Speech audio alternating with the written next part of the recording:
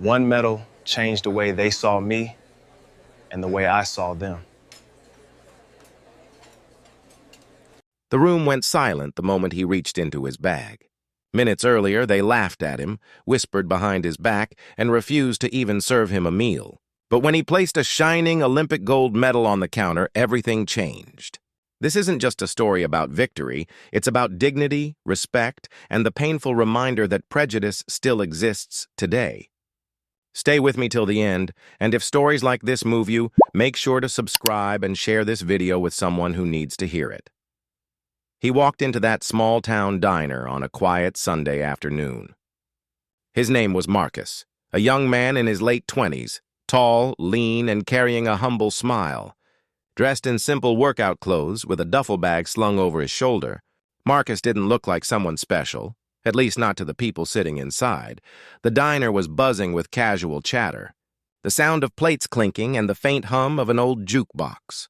Families sat in booths, workers grabbed their late lunches, and behind the counter, the waitress barely looked up as Marcus walked in. He had just returned from a training session. For Marcus, food wasn't just about taste, it was fuel. He ordered a simple meal, eggs, toast, and coffee. Nothing fancy, but as he spoke, a couple of people in the corner stopped mid-conversation. Their eyes darted toward him, and then came the whispers. Marcus was used to the stares. Growing up as a black athlete in a mostly white neighborhood, judgment followed him everywhere. But he thought that by now, after representing his country, after standing on the podium with his nation's flag on his shoulders, things would be different. He slid into a booth and waited. Minutes passed. The waitress walked by his table twice, serving others who had come in after him. He raised his hand politely, but she avoided his eyes. Then, a man at the counter muttered just loud enough for Marcus to hear, "People like him don't belong here." Marcus shifted in his seat. He could feel the weight of the room. It wasn't the first time, but something about this day felt different, and that's when the story really begins. The waitress finally approached his table, but not with a menu or a smile. Instead, she leaned slightly, her voice low but sharp enough to cut through the noise of the diner. "We don't serve outsiders here," she said, her eyes narrowing. Marcus blinked, unsure if he had heard her correctly. "Excuse me?" he asked, trying to keep his tone calm. She crossed her arms, tapping her pen against the order pad. "You should take your business somewhere else." The room grew quieter. A few customers avoided eye contact, pretending not to notice, but others smirked as if they agreed. At the corner booth, the same man from earlier chuckled. "Told you. Don't fit in here." Marcus felt a familiar sting in his chest.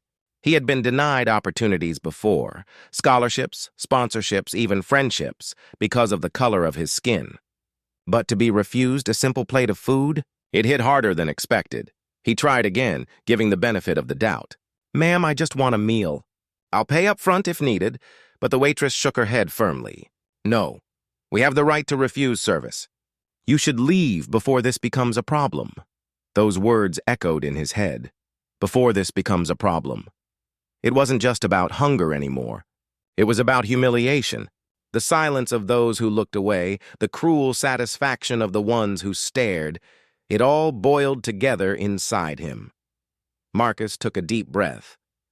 He could storm out. He could argue. He could even make a scene.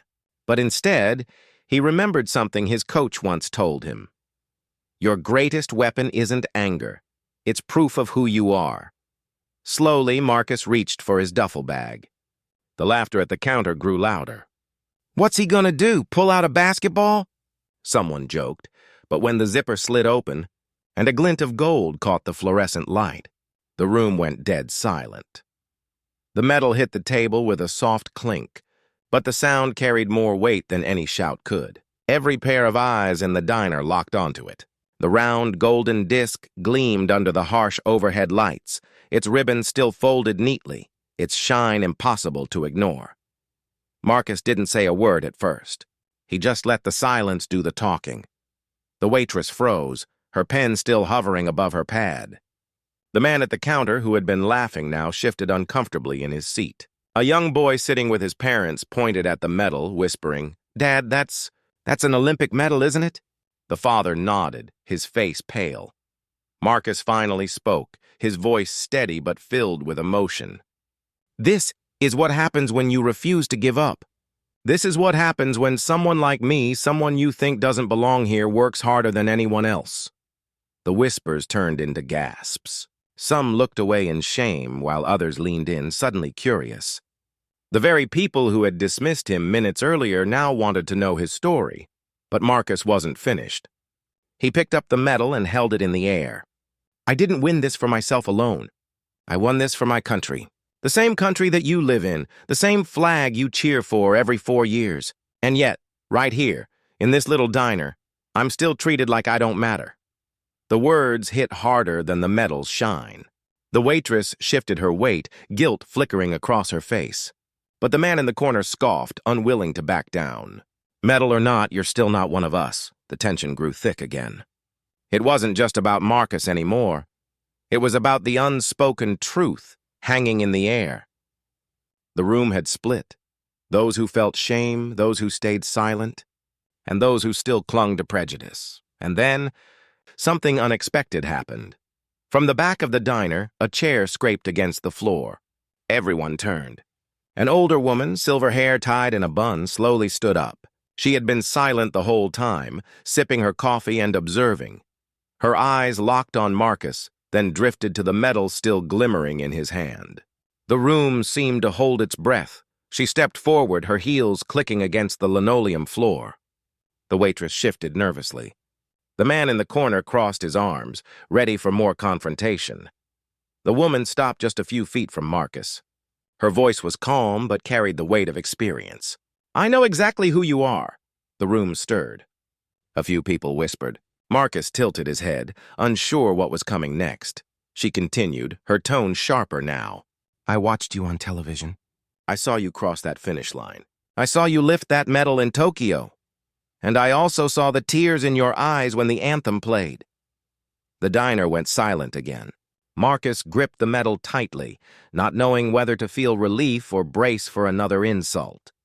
Then the woman turned, not to Marcus, but to the waitress and the rest of the room. Her voice rose. You should be ashamed. This man brought honor to our entire nation. And you, every one of you, chose to dishonor him right here over a plate of food. Gasps. Murmurs. A few people dropped their eyes to the table. The man in the corner muttered something under his breath, but for the first time his confidence wavered. Marcus sat still, his heart pounding. For the first time that day, someone had stood beside him. Someone who saw him not as different, but as a champion. But what happened next? No one in that diner was prepared for. The diner felt like it had frozen in time. Forks rested mid-air. Conversations stopped, and all eyes bounced between Marcus, the older woman, and the medal that seemed to glow brighter by the second. Marcus stood slowly. He didn't raise his voice, but every word he spoke carried through the room. All I wanted today was a meal. Just breakfast, nothing more. But instead, I was reminded that no matter how much we achieve, there are still people who want to tell us we don't belong. The waitress bit her lip, her hands trembling as she gripped her notepad. She looked around, realizing the shame wasn't only Marcus's to carry, it now belonged to her too. The older woman crossed her arms, eyes firm. He belongs more than anyone here. He's represented us on the world stage. What have you done lately to make your country proud? The man in the corner slammed his fist on the table. Don't lecture us. A medal doesn't change who he is. Marcus turned to face him, holding the medal up so the gold caught the light again. His tone sharpened. You're right. The medal doesn't change who I am. It reveals it. This isn't about me being different. It's about me being the same as anyone else in this room. Hungry, tired, human. The boy from earlier suddenly blurted out, Dad, he's a hero! His voice cracked through the silence like lightning. Heads turned toward the child, whose wide eyes held nothing but admiration. The father, embarrassed, nodded slowly. You're right, son. He is. The words seemed to ripple through the diner. One by one, people's expressions shifted, from judgment to realization to quiet respect. A woman near the window softly clapped her hands together, then stopped, unsure if it was appropriate. But then another joined in, and another, until the sound of applause filled the air. Marcus didn't smile, not yet. He wasn't looking for praise. What he wanted was understanding. The waitress finally stepped forward, her face flushed. I'm sorry, she said, voice shaky.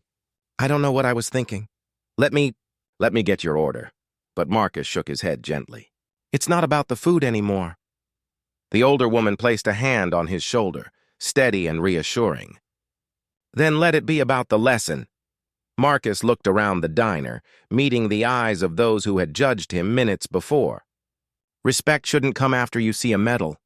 Respect should come before, because we never know who someone is, what they've gone through, or what they've achieved. We owe that to each other, not because of awards, but because we're all human. The room was silent again, but this time it wasn't out of malice. It was out of reflection. Marcus picked up his bag, placed the medal carefully inside, and turned toward the door. For a moment, no one moved. Then the little boy ran after him. "Mister, wait!" Marcus stopped, kneeling slightly to meet the boy's gaze. The child smiled, pure and genuine. "Someday, I want to be like you." For the first time that day, Marcus smiled back. "Then promise me something. Be better than me. Not just on the track, but in how you treat people." The boy nodded fiercely.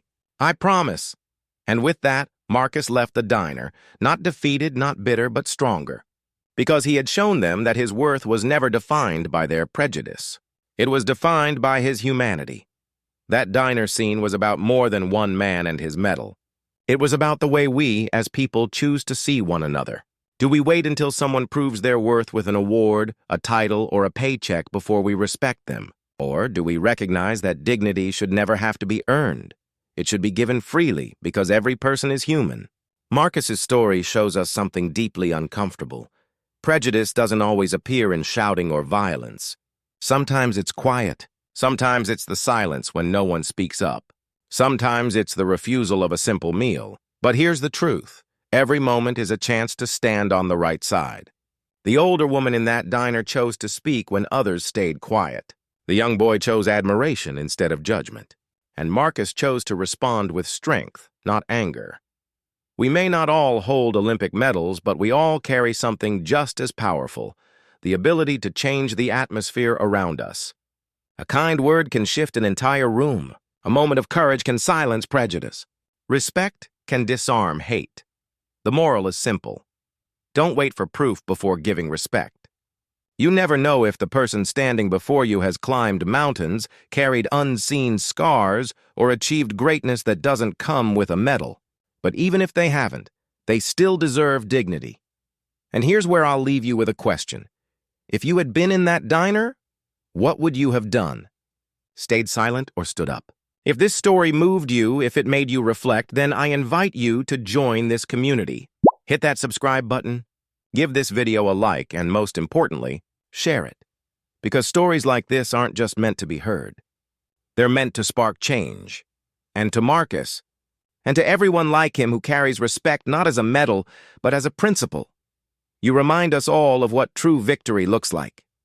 So the next time you walk past a stranger, sit across from someone different than you, or feel the urge to judge, pause. Remember this story, and choose respect first, because respect is not a reward. It's a responsibility. Thank you for watching, and I'll see you in the next story.